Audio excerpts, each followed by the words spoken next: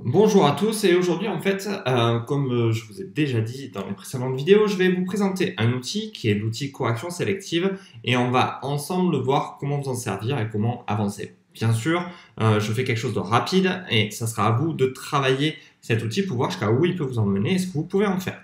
Donc je récapitule depuis le début, il suffit tout simplement d'aller en bas dans Photoshop, de cliquer tout simplement ici, là, d'aller chercher l'outil correction sélective qui se retrouve en bas et de le sélectionner pour pouvoir travailler. Donc maintenant, voilà comment il se présente. Vous voyez qu'on peut travailler sur les rouges, sur les jaunes, sur les verts, sur toutes les couleurs en fait, sur le noir, sur le blanc, pardon, le gris et le noir, et que dans chaque, on va pouvoir jouer sur le cyan, le magenta, le jaune et le noir.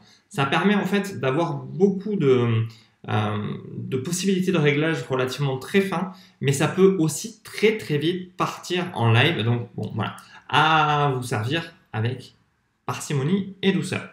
Donc, qu'est-ce que je vais vous montrer? Alors, on va commencer, on va faire un réglage un peu global en se servant de tous pour pouvoir voir le résultat. Donc, on va commencer par le rouge. Là, je vais chercher, par exemple, à faire ressortir cette partie. Je vais pouvoir, voilà, voir où le rouge euh, touche en fait sur ma photo. Je vais essayer d'améliorer aussi la texture de la peau, voilà, et les contrastes en dessous. Je vais passer au jaune où pareil, voilà, j'hésite pas des fois à aller un peu avec mon curseur dans tous les sens pour voir ce qui se passe et trouver quelque part le résultat que je souhaite. Je suis toujours dans un esprit de donner un peu plus de chaleur aussi à ma photo. Donc je vais passer sur le vert. Le vert, vous doutez bien, ça va toucher énormément l'arrière-plan. Là, je joue petit à petit avec chaque curseur pour trouver le résultat que je souhaite.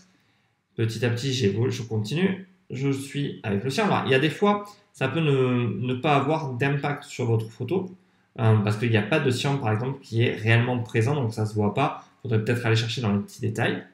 Vous pouvez aussi travailler avec le bleu et on continue sur chaque couleur. Et vous allez voir par contre qu'il y en a, dès qu'on va commencer à descendre un petit peu plus bas, à avoir des résultats qui sont un peu plus impressionnants parce qu'on travaille quelque part un peu sur toute la photo. On va dire qu'on travaille à la fois sur les tons clairs et à la fois sur les tons moyens et les tons sombres. C'est quand on va commencer à atteindre voilà, le blanc, le gris et le noir. Vous allez voir que là, si j'y vais relativement rapidement, vous voyez bien que là où c'était très clair, ça a un gros impact.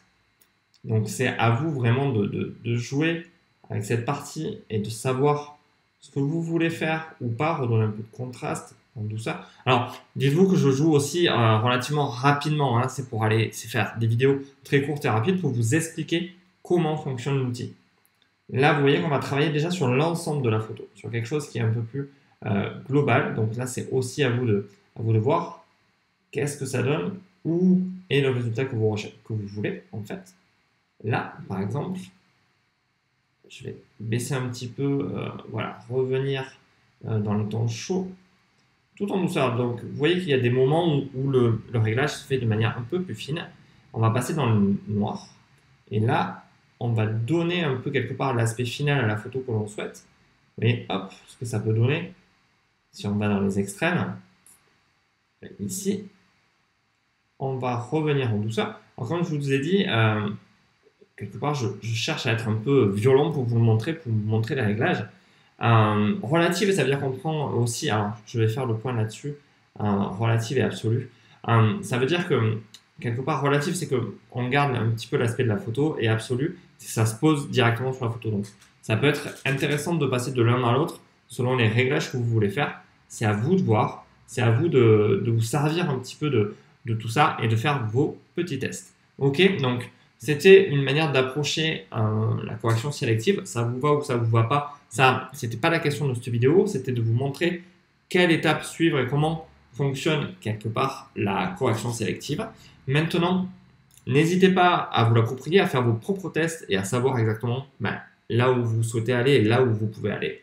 Donc, ça, c'est vraiment un travail personnel. Comme je vous ai dit, n'hésitez pas non plus des fois à changer un petit peu les réglages aussi en fait de l'outil, du calque, pour savoir un petit peu s'il n'y a pas quelque chose qui vous correspond plus. Est-ce que vous n'avez pas plutôt envie de jouer que sur la couleur, que sur la luminosité?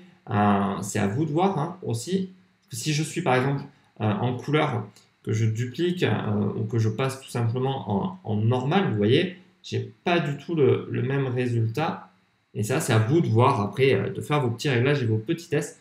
Comme j'ai dit, Photoshop, c'est aussi des tests. Donc, ben, je vous remercie d'avoir suivi cette vidéo. Je vous invite à la liker, à la partager, à mettre un petit pouce. Je vous invite à ben, vous abonner si ce n'est pas encore fait, à cliquer sur la petite cloche pour voir les nouvelles vidéos. Et j'essaye comme ça voilà, de vous faire cette petite série, comme je vous ai dit, c'est pour aider les gens qui me posent beaucoup de questions dans les commentaires ou sur les réseaux pour pouvoir les renvoyer facilement sur une vidéo explicative. Allez, sur ce, je vous remercie, je vous dis à bientôt et je vous dis au revoir.